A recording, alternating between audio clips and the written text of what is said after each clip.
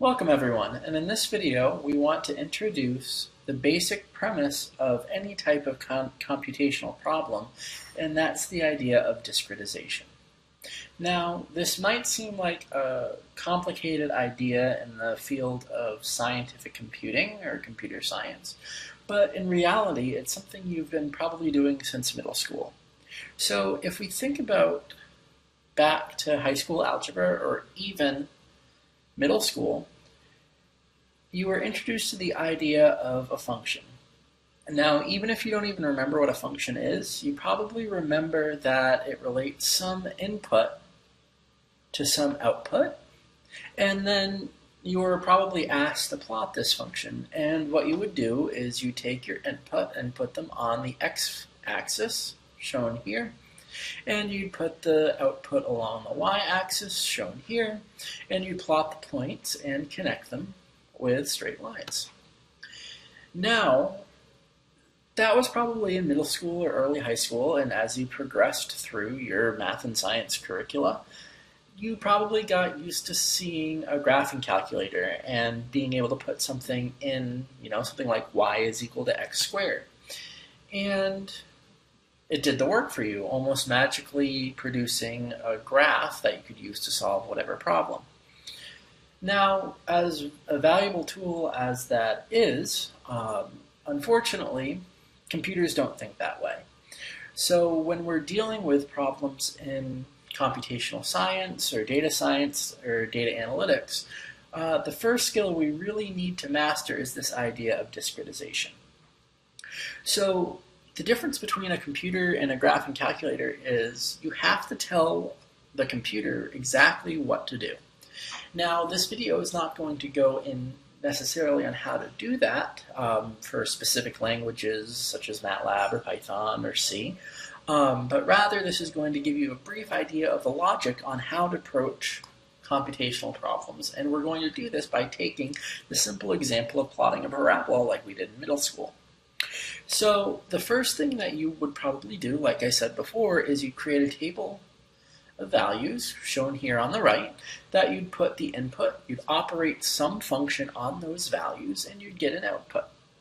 You'd then plot the points and connect them with a dot. Now, the next thing we're going to do, or the main idea we're going to do when we're solving computational problems, is just that. So the first thing you're going to have to do is you're going to have to specify the values that you want to perform some operation on.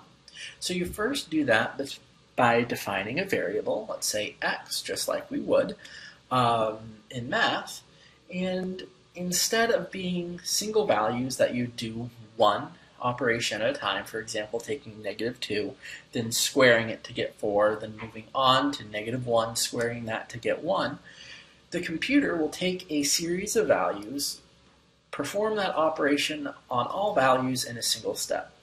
But we need to first tell the computer how to get that. So when we're doing discretization, there's two ways we can do it. We can either specify the minimum value, the maximum value, and the number of points used, or we can specify the minimum value, the maximum value, and the distance between this point. For future videos, we're going to define the number of points, generally as capital N, and the grid spacing, or the spacing between your independent variables, as dx or d whatever your independent variable is. Now, it's important for problems in higher dimensions to realize that we're not going to be constrained to a single value or this essentially lie along a line. Sometimes we'll lie along a 2D or 3D space.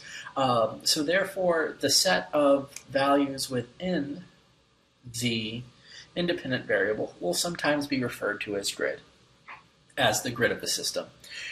But again, these are just going to be sets of numbers. You could think of it as data that you're going to do something to, perform an operation, then plot it.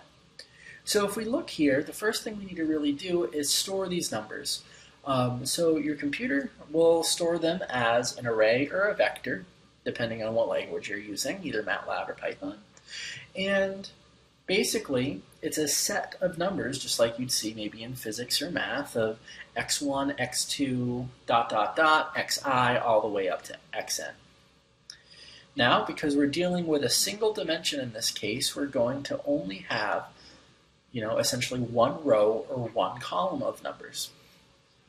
Therefore, when we perform the operation, say squaring each of those elements, we'll get the dependent variable y that's going to be the same size, either n by 1 or 1 by n, depending on if you're using a row or column vector. And consequently, we'll have two values that we can plot on a plane and connect them with a line. So, again, the basic idea is we're going to define our input, do something to it to get the output, then plot and connect the dots. Now, we should say, just like when we were dealing in middle school, that if we start off with a few number of points, we're not going to have a high resolution graph. So for example, you can see the exact parabola here in gray.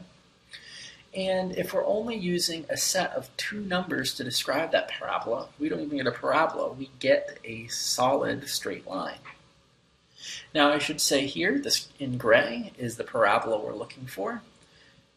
The red points here are our grid, and the blue points are the value of the function at that point, sometimes referred to as our interpolation points. So what happens when we increase the number of points that we're using to deal with our system? Well, if we do that at n is equal to 3, we see, okay, we're starting to get a better behavior between the exact function and our approximation, but there's still quite a bit of space between the gray and the blue. So what we're going to do is we're going to increase the number of grid points, and as we increase the number of grid points, we're going to get a better approximation of our function. And we can see as we move all the way up to about, 20 or so, we get a pretty good representation of our function. Now again, this demonstration shows me increasing the number of grid points. Alternatively, I could think of it as decreasing the distance between each point. So I can either increase the number of points used or decrease the increment between points to get a higher resolution. So again, when we're talking about discretization later in videos, specifically involving maybe solving differential equations or plotting functions or dealing with large data sets, try to remember that when we talk about discretizing something, all we're doing is we're taking a table, creating an input and output, plotting those variables, and connecting them with a dot. So I hope this helped for those who have not been exposed to discretization or need a review. For those that already have some exposure to numerical methods, please feel free to skip this video and move on to videos later in the series. Thank you, and I look forward to seeing you again in future videos.